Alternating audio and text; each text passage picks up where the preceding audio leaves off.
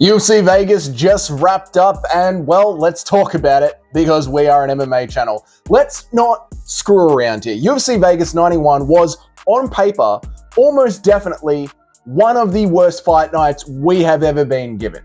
On paper. But it does go to prove that if you love MMA, if you love the UFC brand, you rock up every single week anyway just to watch it because you might just be surprised. UFC Vegas 91 was actually really fun. It was a nice, simple UFC card.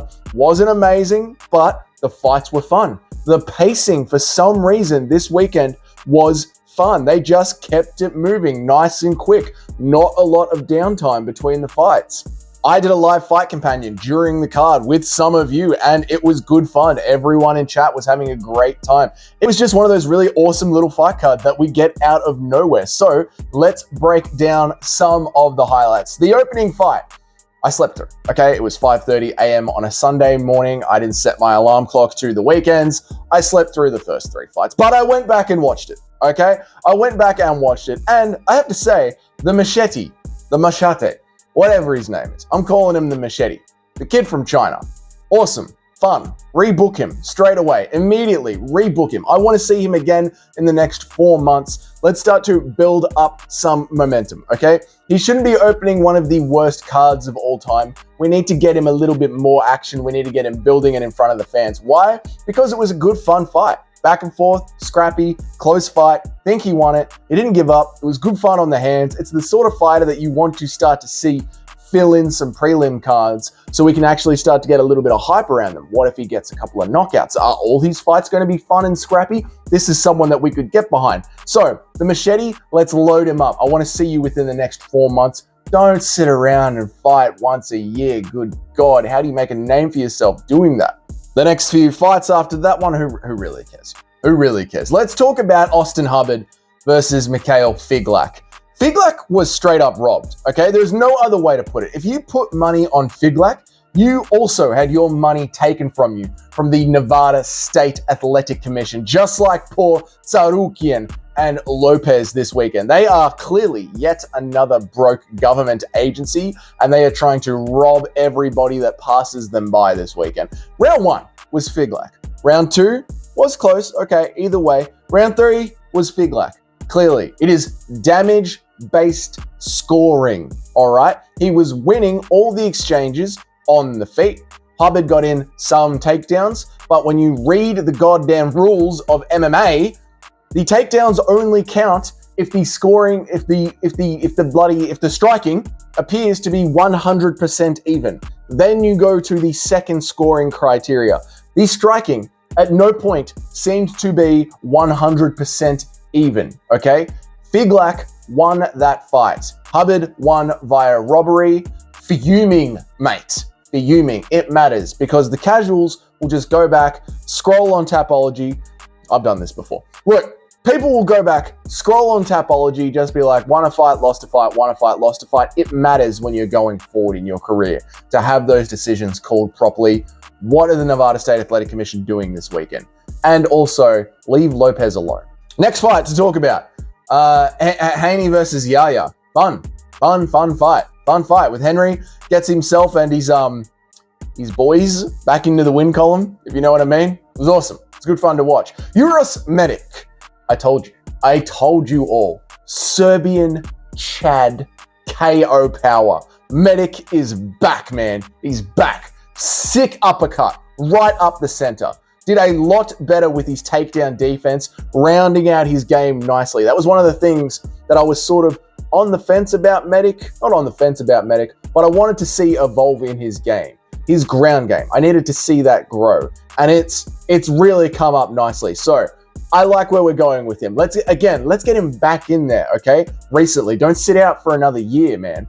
Why can't we get you building, get you working like the JDM of Serbia? You know what I mean? Can we get some activity under your belt, please? Why are Aussie fighters the only ones with work ethic that get back in there every 3 months? So Uros Medic, easy fight for you. Not an easy fight for you, but not coming out with a lot of damage. Sick uppercut straight up the middle. No reason why you cannot book another quick turnaround within 3 months back at the Apex. and let's start to build some name brand power underneath you. That's like 10 finishes for Euros Medic. We can actually build something with that. David Onama versus Jonathan Pearce. David Onama lost a bit of stock for me this weekend. I'm not going to lie. I came in, I was high on him. I was looking forward to his fight. I was high on him because of the activity that he puts out, but he seems to have slowed right down with the level of activity and sort of dropped back to a more measured kickboxing pace, which is fine, but he came out the gates as a fairly exciting fighter before, and now he doesn't seem to have that. Maybe he was just concentrating on timing the takedowns. Because David Onama was another striker who I was worried about the wrestling, and the wrestling definitely got tested this weekend. And even though he was getting taken down, he did a lot better with his scrambling. He improved a lot. He ended up on top of most of the wrestling transitions, which is really cool to see from someone who is a stand-up striking fighter. The fact that they can get taken down but work their way out of it, pretty cool to see. So even though I lost a bit of hype for Onama, I gained a bit of, okay, this kid can go a little bit further now, because now we know that if he gets taken down, he knows what to do to get himself out of it.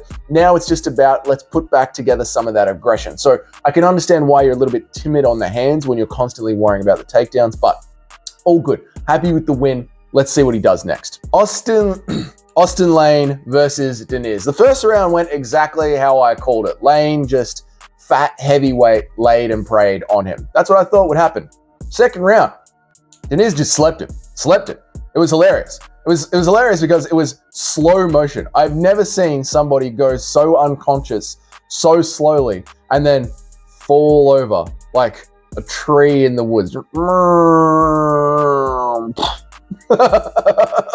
was so good.